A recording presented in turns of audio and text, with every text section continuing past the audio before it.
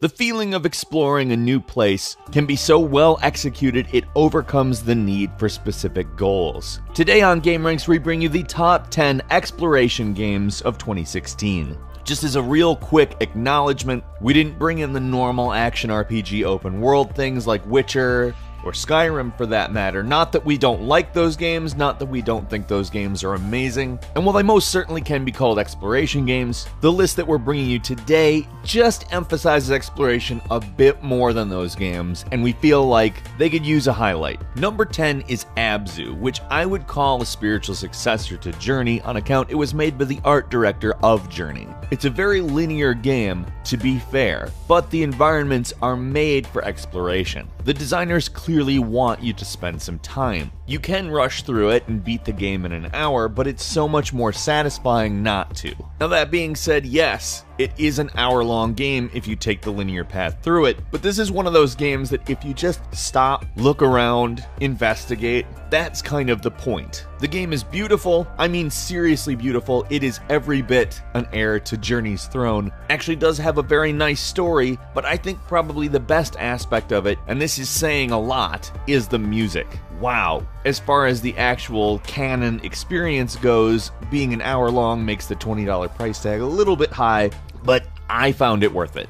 Number 9, Subterranean, which kind of owes a lot to the early 90s Alien Breed. It's a top-down roguelike that places you in an underground city on Mars behest of a disaster, and in some ways does a lot to remind me of System Shock. There's a lot of resource gathering and management, but there's also an actual sort of reason for all of it. They do a good job of motivating you throughout the game, although sometimes it's a little bit overly hard, I think, especially for players new to the genre. Not that the combat or anything is outstandingly difficult, it's just you have to repair these damn guns so much in this game. It's a little bit excessive, but that being said, it's pretty interesting how very much they took the sort of 90s style graphics and expanded on it. It really feels like one of those games to me, but it obviously looks significantly nicer. I love the setting, probably more than I love anything else about the game, and being the game is well crafted, pretty, and enjoyable, that's high praise. Number 8 is Crashlands. What's billed as a story-driven crafting RPG overflowing with sass, yes, that's the actual marketing line,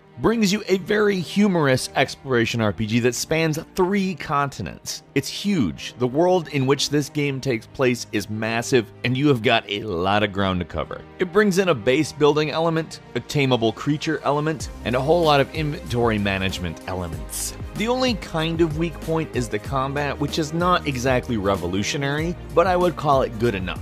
Sometimes the balance is kind of weird, but beyond that, the game really shines in pretty much every situation other than combat. Combat can get a bit grindy, but in all honesty, that's a small price to pay for such a well-made game. Number 7 is Overfall, which is a game of diplomacy and exploration. This is one of the more interesting games on account it's never the same twice. The idea is to continually learn the histories of various lost souls. You also recruit them. It comes off as a little bit of a roguelike, but it's not a really massively deep dungeon crawly game or anything like that. It's more of a turn-based, see the world type experience. In theory, you could probably play this game forever. It's very replayable and the world is randomly generated. It doesn't ever get too heavy, but when it plays at the more interesting aspects of it, including the mundane type things, the elements of diplomacy and the less action-oriented segments, this is a unique game. Number 6, The Solus Project, which is a single-player exploration adventure that incorporates some survival elements as well. Something I'll have to say is that this kind of reminds me, as far as look-wise goes, of No Man's Sky, but it is nothing like No Man's Sky. Remember, this is a list of the best exploration games. They do a great job with creating a world that sort of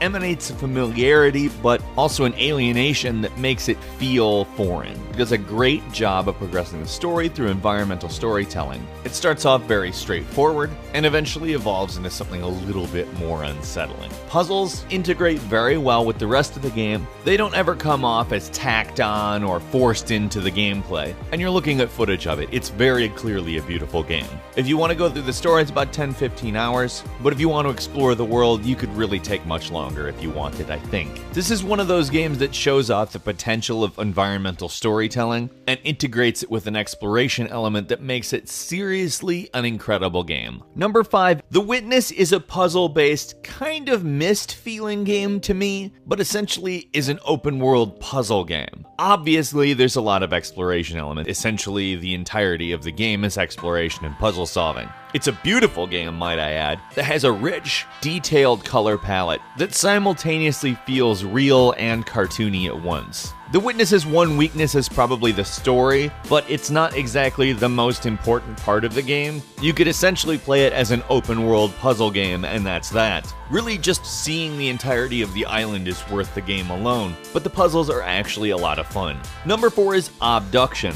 And where The Witness is kind of like Myst, Obduction is the actual definite spiritual successor to Myst, made by the people who originally made Myst. This retains a much more mysterious feel than The Witness does, that makes you feel very much like it is a Myst game, or Riven for that matter. The other thing that's quite nice about this compared to Myst is that the exploration is a little bit less linear. If you're not really that familiar with Myst, I would also recommend this to fans of the Talos Principle as kind of really that type of a game. And it also shows you that the original developers of Myst, Cyan, are really kind of the forebearers of this genre. Number 3, The Curious Expedition is a game that kind of comes off as a take on a retro expedition style game that has today's resources. Certainly attempts at this type of a game have been done throughout the years, but this is kind of the one that's finally done it, in my opinion at least. The exploration elements, the various personalities you get to interact with, the graphics, the battles, really it all kind of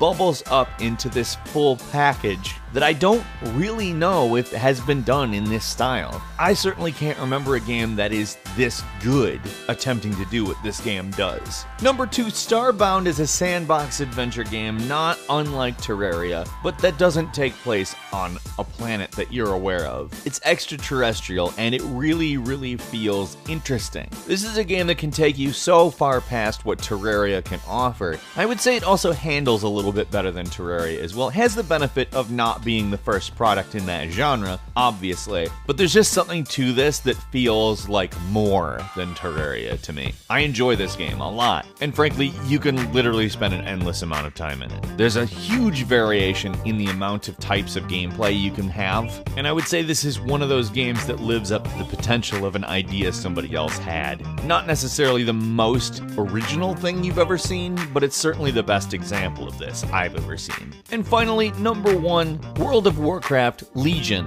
which is an expansion that essentially overhauls World of Warcraft. It reworks so many of the different classes, upgrades the graphics, and adds several new zones that sort of rework some of the best ideas from previous expansions. I wouldn't call them derivative, but you can tell they continually learn when they make new expansions. The story is really enjoyable, okay?